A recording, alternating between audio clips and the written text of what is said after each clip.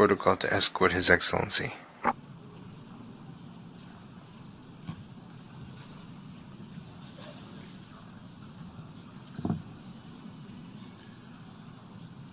Au nom de l'Assemblée générale, On behalf of the General Assembly, I have the honor to welcome His Excellency Willam Ruto, President and Commander-in-Chief of the Defense Forces of the Republic of Kenya, and invite him to address the Assembly.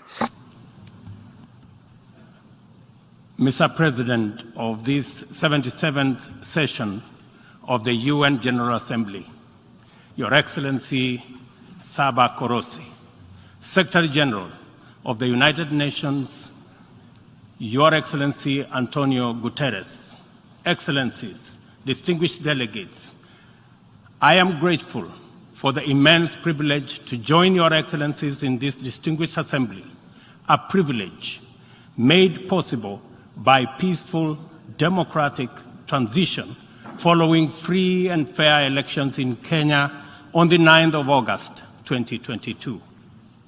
Elections that not only stand as testimony of the universal power of democracy, but also of the manifest ability of African peoples to invest in stronger nations and a secure future, robust institutions, effective constitutions, and the impartial administration of the rule of law guarantees the achievement of shared aspirations.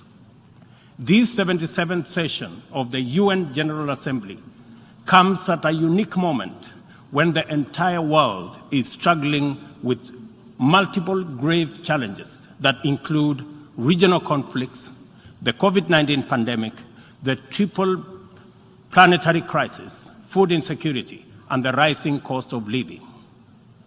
I take this opportunity to congratulate you, Mr. President, on your election to preside over this session, and to express my confidence that your wealth of experience offers us significant assurance of your good leadership.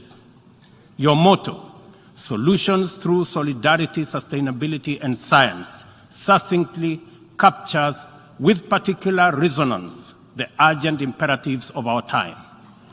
I assure you of Kenya's firm support and cooperation during your tenure.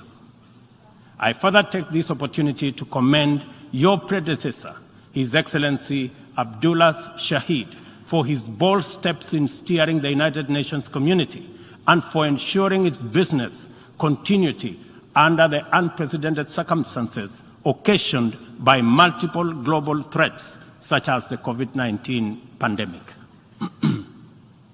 Excellencies, human well-being is under grave threat.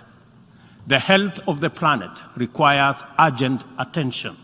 The immense pressure exerted by conventional threats such as climate change, the global food crisis, terrorism, cybercrime, and armed conflict has been compounded by unprecedented, devastating disruptions due to COVID-19. I express my approval of the theme for this session, a watershed moment, transformative solutions to interlocking challenges. Because it boldly signals the window of opportunity we now have to escalate our engagement from firm consensus to decisive action. In many respects, the COVID-19 pandemic stripped us of many illusions and exposed stark justice and solidarity deficits in the face of existential crisis. It brought into sharp focus the global economy's two-lane highway, repressively patrolled by a rising tide of exclusionist nationalism, a specter that undermines prospects of collective action and significantly impairs the resolve of the international community to guarantee fundamental rights, including safety and dignity of the world's vulnerable majority. It is also for this reason that many nations, especially from the global south, now advocate for the democratization of the global governance and a reimagined multilateralism that is inclusive and works for the good of all. Kenya stands ready to work with other nations to achieve the Pan-Africanization of multilateralism and a more just and inclusive system of global governance. It is important to reflect on these matters as we do our best to get our people, enterprises, and industries back on their feet so that the engine of development can power our societies towards prosperity that actually leaves no one behind. Building back better is the universal rallying call to incorporate lessons learned into doing more in a better way to recover from the shock. I suggest that we have a golden opportunity to faithfully adhere to this motto by augmenting it in word and in deed with an additional B, building back better from the bottom. Building back better from the bottom upwards is essentially about including the marginalized to working majority in the economic mainstream. The bottom millions relentlessly wage their daily battle for survival in a crowded arena characterized by scarcity of opportunity and generally precarious existence. The ingenuity, optimism, resilience, and energy in this ever-bustling bottom is sometimes called hustling. Invisibly to policymakers and beyond the reach of many public services, these hustlers take nothing for granted, surviving overwhelming odds and frequently succeeding greatly. In the words of Abraham Lincoln, things may come to those who wait, but only things left behind by those who hustle.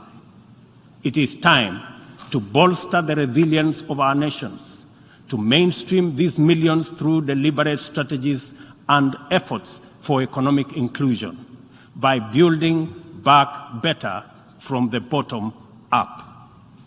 The interlocking challenges of conflicts, triple planetary crisis, and the global food crisis have impeded our momentum and obstructed our focus on achieving fundamental transformations towards sustainable development. In the Horn of Africa region, severe drought and disruption of supply chains due to the COVID-19 pandemic, as well as the Russia-Ukraine conflict, have left us food insecure, and consequently, we have been constrained to repurpose our strategies to prioritize drought and famine relief, insulating education and from disruption, and improving social protection and healthcare systems to secure the well-being of our people. Many countries now bear witness to the unsettling phenomena of rivers, canals, and water reservoirs that are drying up on account of drought and heat waves occasioned by climate change. Kenya is no exception. The northern arid and semi-arid rangelands of our country have been gravely impacted by drought, whose severity has not been seen or experienced in 40 years. 3.1 million residents of these atolls are now severely food insecure on account of scarce rainfall over 3 consecutive seasons, leading to poor crop and pasture. This unprecedented confluence of intensely adverse events has exacerbated water scarcity and starvation, worsened by rising food prices, thus complicating Kenya's roadmap towards delivering good quality of life to our citizens and hindering the progress to achieving SDG number 6 and SDG number 2. Severe drought has affected not only the Horn of Africa and the Sahel regions, but continues to devastate many others, including Asia, Europe, and the Americas. If for no other reason, the fact that we all are in this together must strengthen the case for concerted efforts across continents. With this in mind, I call on member states and all relevant stakeholders to demonstrate strong political will and showcase effective cooperation by supporting the most affected countries financially, as well as through sharing land restoration and climate change adaptation technologies. It is through collaboration to expand inclusion that we can attain a new paradigm in multilateralism. The latest report of the Intergovernmental Panel on Climate Change reminds us that we cannot afford to waste another moment debating the merits of doing something vis-à-vis doing nothing. It will soon be too late to reverse the course of events, and then even the best possible interventions will not suffice. As leaders, every day is an opportunity to expedite our efforts to confront the triple planetary crisis. It will be recalled that during the Stockholm Plus 50 meeting, which Kenya had the honor of co-hosting with Sweden, there was consensus from states on the need to act urgently in addressing environmental impacts. Given this agreement, it is deeply concerning that little progress has been made in respect of the needful actions. It is time to collectively contemplate urgent measures needed to implement high-priority actions required to contain ongoing disruptions as we deliberate on long-term implementation approaches to be undertaken. I fully agree with the Secretary General's memorable statement that, and I quote, "We have a rendezvous with a climate disaster," end of quote. I add that we must not be taken by surprise. If indeed forewarned is forearmed, this is our opportunity to mobilize with tremendous urgency and take action at once. Excellencies, the agricultural sector has an important part to play in reducing the severity of climate change. A number of practices have a bearing, positive or negative, on various dimensions of the environment. Investing in modern agricultural technology is therefore one important avenue towards tackling prevailing environmental changes. Kenya is responding through substantial investment in climate-resilient agriculture. At the core of our 10-year strategy for agricultural sector growth and transformation are 9 flagships. They include the registration of farmers to direct incentives, improving farmer practice through customized extension services, monitoring of emergency food reserve stocks using digital food balance sheet, and the use of early warning systems to monitor food supplies and market prices. Agriculture remains the bedrock of the development of many nations and will thus continue to hold the key to the creation of equitable and sustainable growth for our people. No country, large or small, has ever attained significant growth without modernizing its agricultural sector. And as we rededicate ourselves to these targets, we must, in the immediate term, find answers to the severe deficit in the availability, flow, and accessibility of fertilizer to our farmers worldwide. I couldn't agree more with Secretary General Guterres on his warning right here yesterday that, and I quote, "Without action now, the global fertilizer shortage will quickly move into a global food shortage," end of quote. We are encouraged to note that education, health, agriculture, and numerous other public services have become increasingly reliant on digital access. The world needs greater investment in the development of ICT infrastructure, accompanied with policies that support innovation and increased acquisition and deployment of technology. In so doing, we should be driven by the conviction that these measures offer a viable shortcut to poverty reduction and the promotion of inclusive development. I call for stronger global partnerships to enhance ICT infrastructure in developing countries and bridge the yawning digital divide between the global south and the rest of the world. Excellencies, this 77th session of the Assembly follows the commemoration of the 50th anniversary of the United Nations Environmental Programme, UNEP, at 50, as well as Stockholm plus 50, and the 4th United Nations Ocean Conference in Lisbon. Outcomes of these conferences demanded real commitment to address global environmental concerns as a matter of urgency and for a just transition to sustainable economies that work for all people. The March 2022 landmark resolution of the 5th United Nations Environmental Assembly in Nairobi to end plastic pollution is a decisive signal to the world that the world is prepared and motivated to act on this menace. Kenya is committed to work closely with other nations to pursue legally binding instruments aimed at bringing an end to plastic pollution. As the host nation to UNEP and the UN Habitat, Kenya affirms that these critical United Nations agencies have an indispensable role in the promotion of environmental sustainability globally, as well as developing socially and environmentally sound and sustainable cities.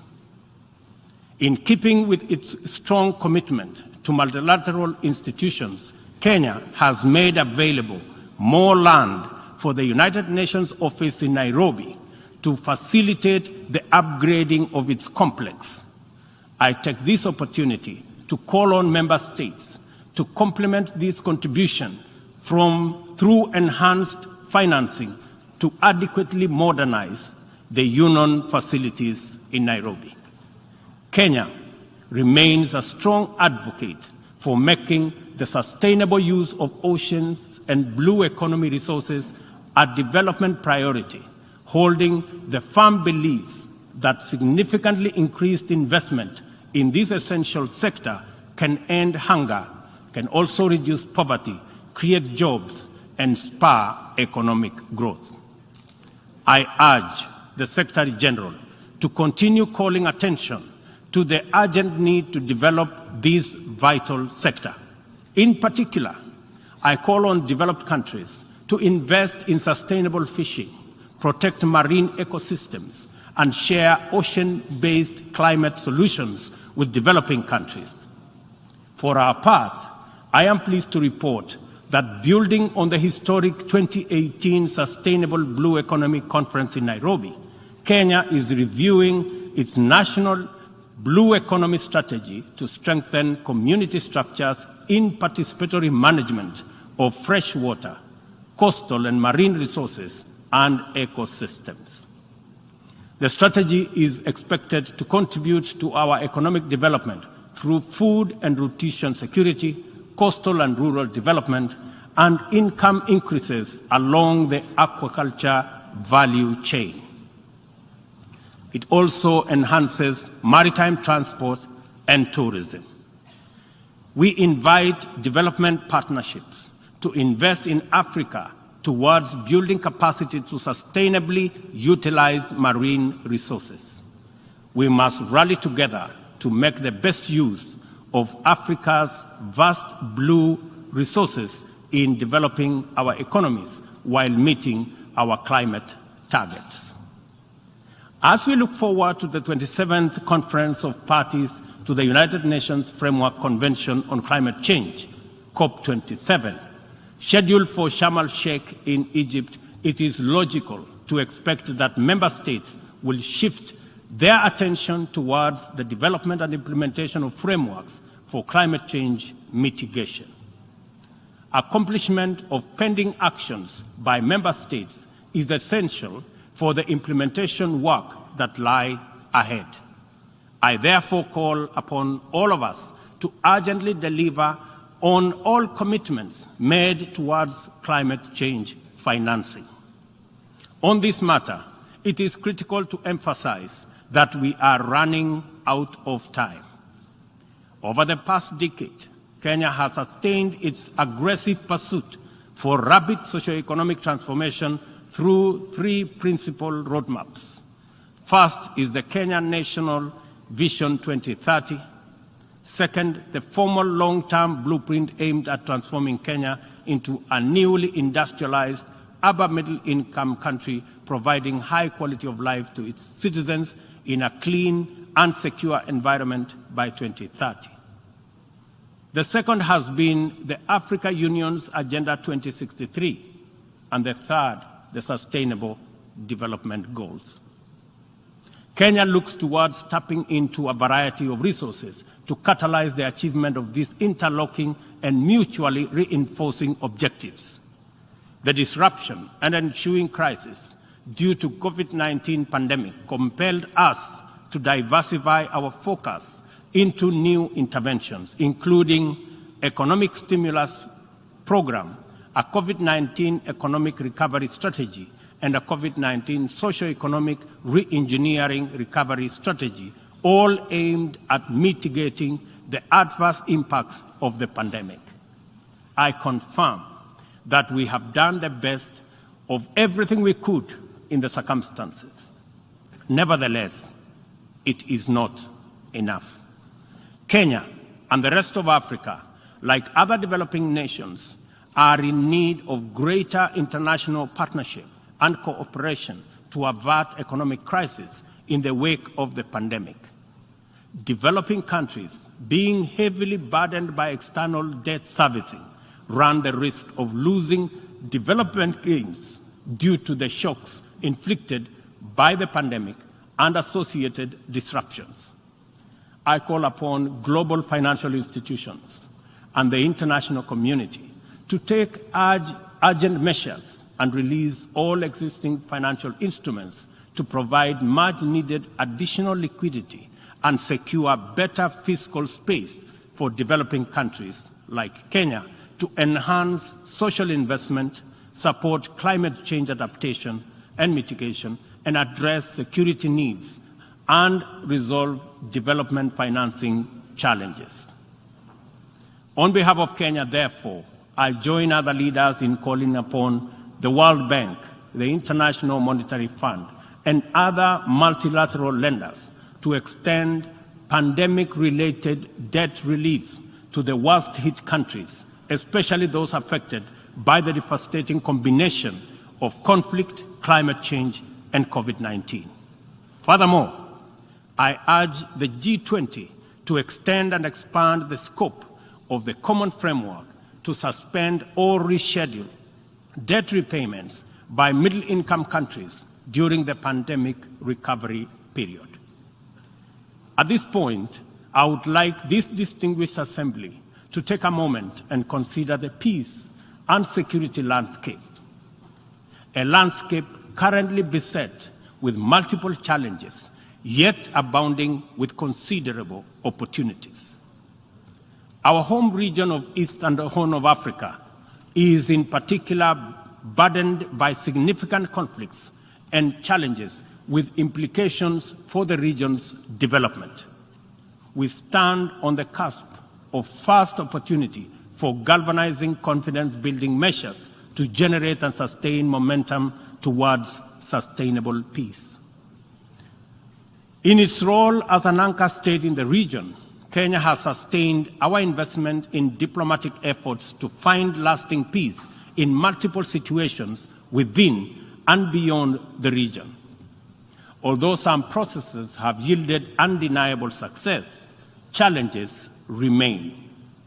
I therefore strongly reiterate our call for partnership towards confidence-building measures and urge more concerted efforts towards sustainable peace and stability.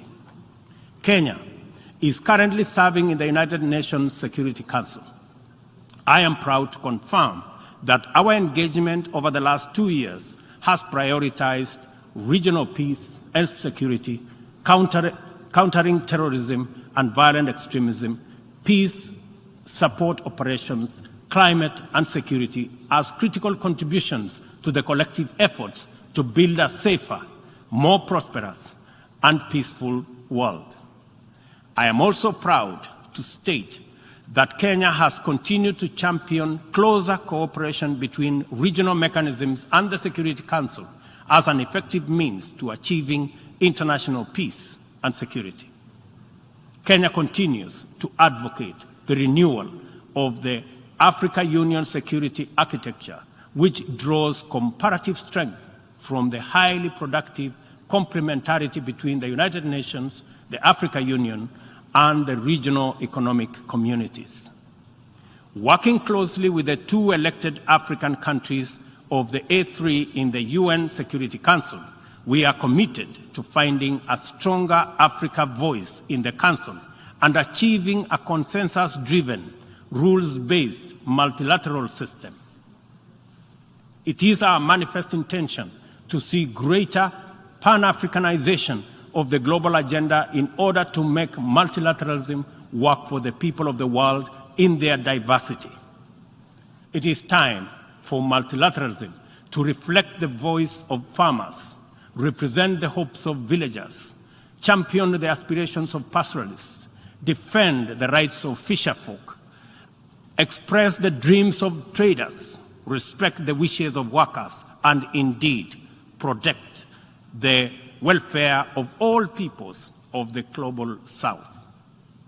Let me express the strong collective conviction of my country that the relevance, legitimacy, and moral authority of the United Nations will forever remain deficient, undermined by the absence of comprehensive reforms of the United Nations Security Council.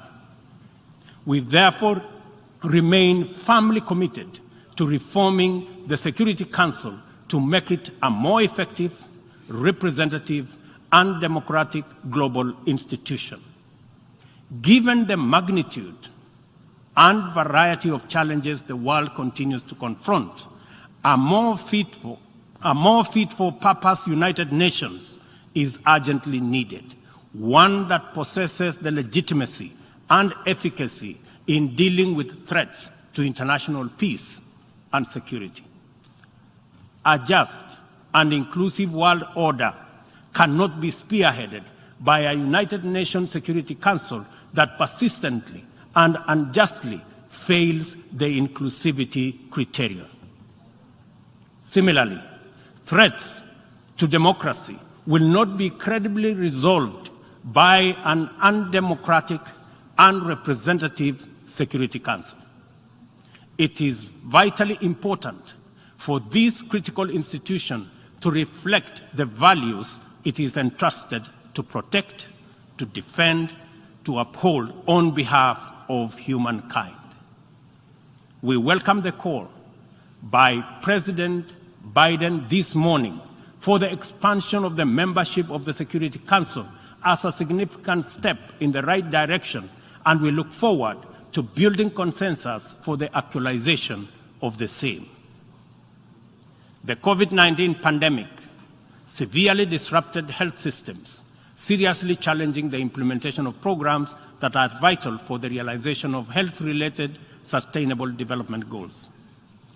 To place us firmly back on track and accelerate our progress towards these SDGs targets, it is imperative for us to foster sustainable partnerships between governments, other state actors, the civil society, and the private sector. This modality of collective action is particularly vital for building resilient health systems whose importance in enabling us withstand future pandemics and other health crises can no longer be disputed. For this reason, Kenya will continue to strongly support the development of legally binding World Health Organization international instrument to anchor global solidarity and promote equity. The fact of the matter is that the COVID-19 pandemic exposed for all the world to see the severe deficit of these critical values in our present multilateral configuration. Global supply chains remained impervious to demands in the global South generally, and Africa in particular. Unequal access to vaccines underscored this unjust and unequal situation with unforgettable clarity. Whenever human life, security, and welfare is in jeopardy, it is immoral to administer interventions through frameworks that are anchored on fundamental inequality. We are all witnesses to admirable demonstrations of effective solidarity in response to crises in various parts of the world. Our knowledge of the possibility of spontaneous yet resolute global solidarity reinforces the African exception as particularly repugnant. From genocides and civil conflict to famine and pandemics, the African continent is consistently left behind to bear the brunt of weak solidarity and disastrous failure of multilateralism. History indicates the last time Africa was the focal point of strong and effective multilateralism and multilateral consensus was during the Berlin Conference of 1884-1885, and the character of the ensuing interventions casts a long shadow to date. Not to put too fine a point to it, the failure of multilateralism during crises which relegate the people of Africa outside the cycle of moral consideration and normalizes humanitarian neglect and other casual injustices are failures of humanity. Nothing about Africa, and I say nothing about Africa or its people makes it acceptable for this type of failure to persist in this era. And we have an urgent moral duty to do better, and to right this wrong. For decades, Africa has borne the brunt of three epidemics: the HIV, tuberculosis, and malaria. I applaud innovative partnerships like the Global Fund for their progress in addressing the three menaces, and also welcome the ambitious targets set for the 7th replenishment cycle. Kenya is committed to supporting the Global Fund and implementing the agreed targets in order to actualize our pledge at the replenishment conference. Kenya calls upon all countries implementing the Global Fund programs, especially fellow African states, to remain at the forefront in championing for successful replenishment of the fund. This way, the mobilization of much-needed resources is enhanced, bringing us closer to the final elimination of these dangerous diseases. In conclusion, Kenya joins the Secretary General in calling for the strengthening of multilateralism as the only sustainable path to a peaceful, stable, and prosperous world for all. This is the imperative of our time and the call of this moment. It is time to work on the trust deficit with stronger conviction that none of us is really safe until all of us are safe. The theme of the 77th session, and I quote, "a watershed moment, transformative solutions to interlocking challenges," end of quote, demands that we recognize the crises we must confront are interlinked in a complicated way. They can only be effectively addressed through more imaginative strategies and innovative formula. A population of 8 billion people in a densely networked world increasingly looks up to the multilateral system as the anchor for their individual aspirations directly and indirectly through robust national frameworks. Increasingly, therefore, the United Nations system is expected to be responsive to these needs, and for the proceedings in this forum, in a forum like this, to speak to ordinary people in far-flung reaches of our incredibly diverse globe. It is impossible to address all their individual needs directly, but it is possible to respond to all of them by speaking with conviction to the universal values of equality, inclusion, justice, solidarity, and collective action, and by making sure that all our interventions effectively reflect them with clarity. The integrity of the international order must be measured by the distance separating our resolutions, consensus, and agreement from decisions, actions committed, interventions, and effective solutions. A watershed moment, therefore, demands that we reduce that gap drastically and quickly. Kenya pursues numerous essential domestic agenda through the multilateral framework. We are heavily invested in the strength, effectiveness, and eventual success of all interventions formulated by the United Nations. It is important that the output of this and other similar fora achieve immediate resonance in the minds and lives of our youth still seeking opportunity to express and actualize themselves, our farmers working to feed nations, our Juakali entrepreneurs striving in pursuit of success in the informal economy, and our professionals who formulate policy, implement strategy, and monitor service delivery in public and private sectors. Africa places immense value in the international community and the tremendous possibilities it can unlock through inclusive, sustainable, and effective action to transform the lives of our people and establish lasting peace, security, and shared prosperity. This watershed moment is our chance to turn the key and open this door of opportunity. We can make progress in addressing the triple global threats and liberate ourselves from the shame of past failures of multilateralism. At this watershed moment, we must not only choose, but also act decisively to bequeath our children and their children a greener, safer, healthier, and more abundant earth. Let us do it together, inclusively, multilaterally. I thank you.